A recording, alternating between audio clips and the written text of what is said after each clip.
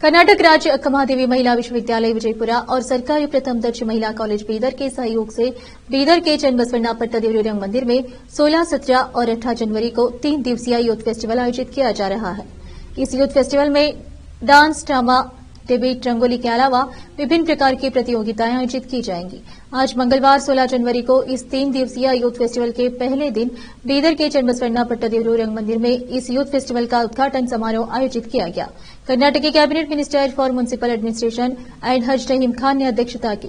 कर्नाटक के cabinet minister for forest ecology एवं Bidar district in charge minister ईश्वर B खंडे ने दीप जलाकर इस समारोह का उद्घाटन किया। इस अवसर पर कर्नाटक राज्य अक्कमहादेवी महिला विश्वविद्यालय विजयपुरा के चांसलर प्रोफेसर बीके तुलसीमाला मुख्य रूप से उपस्थित रहे। इनके अलावा मुख्य अतिथि कर्नाटक विधान परिषद शासक अरविंद कुमार अरली, बीदर सीएमसी के अध्यक्ष मोहम्मद गौस के अलावा अतिथियों में कलबुर्गी विश्वविद्यालय कलबुर्गी के विश्रांत कुलपति प्रोफेसर बीजी मुलीमनी, प्रोफेसर विष्णु एम शिंदे के अलावा दूसरे उपस्थित थे। इस अवसर पर ईश्वर खंडे, रहीम खान, अरविंद अरली और दूसरे अतिथियों का सम्मान किया गया। इस यूथ फेस्टिवल के उद्घाटन के शुभ अवसर पर मिनिस्टर रहीम खान ने ढोल बजाया। इस अवसर पर ईश्वर खंडे, रहीम खान, अरविंद अरली और दूसरे ने संबोधित किया। इस उद्घाटन समारोह में भारी संख्या में पुरुष और महिलाएं उपस्थित रही। केपी न्यूज के कैमरामैन पप्पू राज का कवरेज। यूथ ಬೀದರ್ ಕರ್ನಾಟಕ ರಾಜ್ಯದ ಕಿರೀಟ ಮುಕುಟ ಅಂತ ಹೇಳಬಹುದು।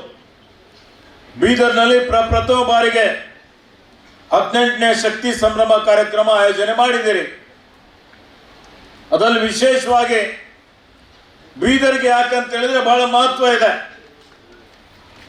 ಇವತ್ತು 12ನೇ ಶತಮಾನದಲ್ಲಿ ಇಡೀ ಜಗತ್ತಿಗೆ ಸಾಮಾಜಿಕ ನ್ಯಾಯ ಕೊಟ್ಟಂತದ್ದು ಇದು ಬೀದರ್ ಬಸವಾದಿ ಶರಣರ ಒಂದು ಪುಣ್ಯ ಭೂಮಿ ಬಸವ ಕಲ್ಯಾಣದಲ್ಲಿ।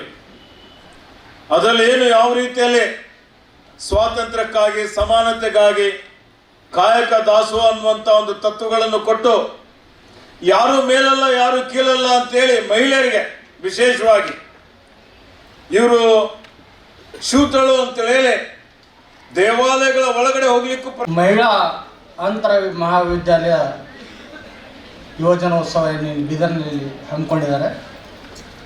ಈ ಹೋಸ್ಟ್ ಮಾಡೋಕ್ಕೆ ಅನುಕೂಲ ಮಾಡಿಕೊಟ್ಟಿದ್ದಾರೆ ವಿಶಿ ಅವರು, ಅದಕ್ಕೆ ಅವರಿಗೆ ನಾನು ತುಂಬ ಅಭಿನಂದನೆಯನ್ನು ಸಲ್ಲಿಸ್ತೇನೆ। ಯಾಕಂದರೆ ಇತ್ತೀಚೆಗೆ ಈ ದಿನಗಳಲ್ಲಿ ಕರ್ನಾಟಕದಾಗಲೇ ಬೀದರ್ ಅಂದರೆ ಭಾಳ ದೂರ ಅದ, ಅಲ್ಲೇನೋ ಯಾವುದೇ ರೀತಿ ವಾತಾವರಣ ಸರಿ ಇಲ್ಲ, ಅನುಕೂಲ ಇಲ್ಲ ಅನ್ನೋ ಒಂದು ಭಯದ ವಾತಾವರಣ ನಿರ್ಮಾಣ ಆಗಿದೆ। ಬಟ್ ಬೀದರ್ ಬಂದ ಮೇಲೆ ಇಲ್ಲಿ ಬಂದ ಜನ ವಾಪಸ್ ಹೋಗೋಕೆ ತಯಾರಿಲ್ಲ, ಆ ಪರಿಸ್ಥಿತಿ ನಮ್ಮಲ್ಲಿ। ಯಾವ್ಯಾವ ಅಧಿಕಾರಿಗಳು ಹಿಂದಿನ ಕಾಲದಲ್ಲಿ